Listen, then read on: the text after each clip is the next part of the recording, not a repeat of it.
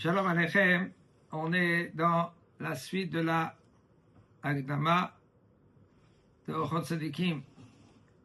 Il nous a dit le Rav au niveau des Midot.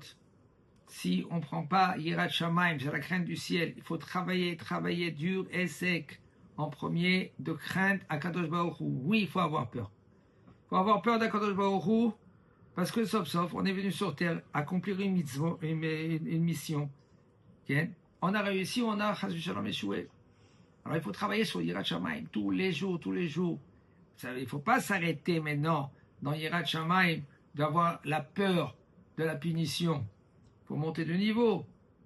Je ne veux pas faire maintenant de la peine à papa. C'est un niveau ça maintenant, un niveau très haut même. Je ne veux pas faire de la peine à Kadosh Baruch Hu. C'est très difficile parce qu'un homme, lui, des fois, maintenant, on lui a fait quelque chose, lui, il est enragé, il veut. Non, il faut que je me venge. Ça va aussi de se venger, c'est une mitzvah, on n'a pas le droit de se venger, etc., etc. Il faut tout le temps ne mélanger la Yirat Shamayim, la crainte du ciel, dans les midot. Parce que comme une parabole, que quoi? Tu prends maintenant un collier, il y a des Chawozim, c'est des perles. Et il y a un fil. Tu fais rentrer maintenant le fil dans les perles. Tant que le fil il est là, il tient les perles. Alors tu peux avoir un collier.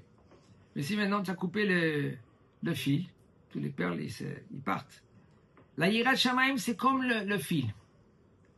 Crainte de ciel c'est comme le fil. C'est ça qui fait tomber et c'est ça qui fait tenir les midot.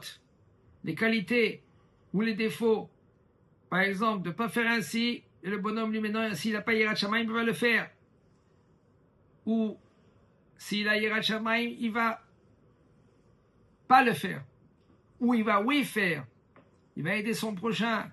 Non, je n'ai pas le temps aujourd'hui. Non, Yirat Shamayim, crainte du ciel, quand je te dis aider ton prochain. Ou par exemple, tu peux répondre à quelqu'un qui t'a blessé. Si tu comprends que ça vient tout d'Akadosh Baruch Hu, c'est difficile à comprendre cela. Enfin, si tu comprends, tu travailles tous les jours, tu entends Shiur Moussar, c'est ça qu'on fait aujourd'hui maintenant. Shiur Moussar tous les jours, tu comprends qu'il n'y a rien qui descend du ciel. Ça veut dire que tout ça vient d'Akadosh Baruch Hu. Et tu sais que ce bonhomme, lui, maintenant qu'il est venu, qui t'a crié dessus, en fin de compte, c'est Akadosh Baruch Hu te l'a envoyé pour te nettoyer. Tu as fait un des péchés dans la vie, tu n'es pas clean. Et lui, maintenant qu'il est venu, t'a grondé et t'a effacé un péché. Si tu comprends que c'est Akadosh Baruch Hu, c'est lui qui gère le monde, qu'est-ce que ça veut dire Yirat Shamayim? Je crains la volonté d'Akadosh Baruch Hu. Mais là, si maintenant tu te travailles tous les jours, c'est très difficile. On ne peut pas des fois tenir dans cela. Il y en a les Chachamim, qu'est-ce qu'ils faisaient? Ils partaient, maintenant ils rentraient dans un magasin. Le bonhomme, lui, maintenant, il vend des super femmes. Qu'est-ce qu'ils vendent? Parfum, ils vendent tous des trucs. Ils ont dit, j'ai besoin d'un paquet de clous. Des clous, monsieur? Ici, c'est super femme, mais pas de clous. Non, je veux des clous. Donnez-moi des clous. Et maintenant, le Rav, lui, qu'est-ce qu'il faisait? Il faisait exprès pour que le bonhomme, on le gronde, on lui crie dessus. Et lui, maintenant, c'est bon, il a caparat à notes. Kadosh Baruch Hu, il le pardonne parce qu'on lui a crié dessus. Lui, il se tait, il dit rien du tout, en fin de compte. Kadosh Baruch Hu, il est facile. Nous, on n'est pas à ce niveau-là. On ne va pas maintenant causer. Mais si maintenant on était à ce niveau-là, il fallait déjà, il faut comprendre que si maintenant ça arrive, il ne faut pas demander, parce que nous, on n'est pas à la hauteur de demander. Parce qu'il ne faut pas demander à Kadosh Baruch Hu.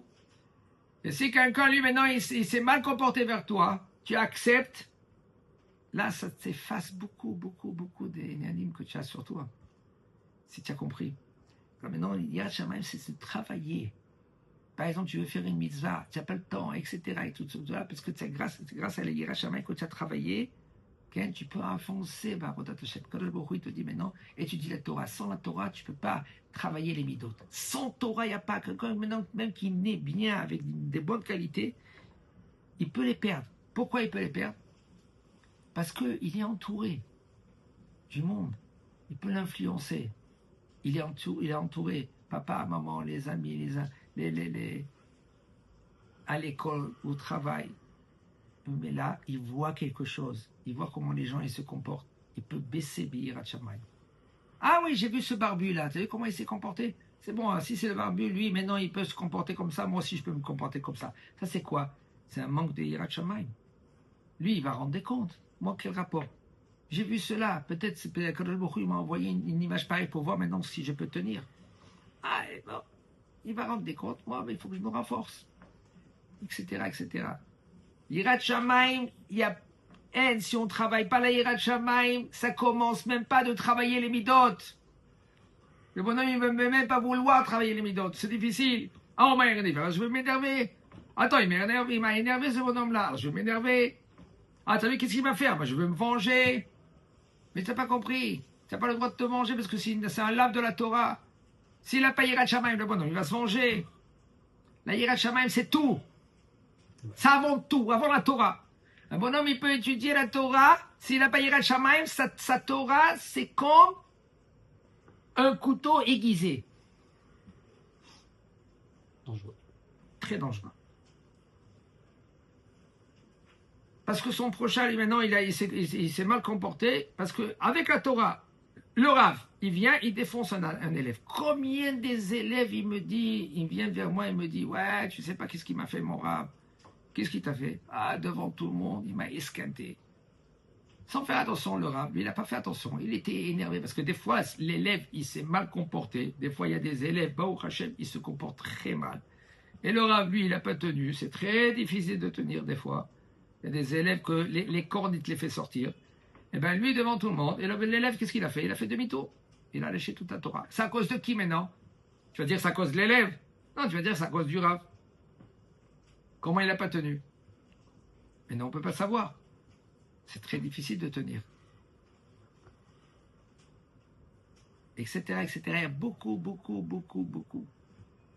des exemples.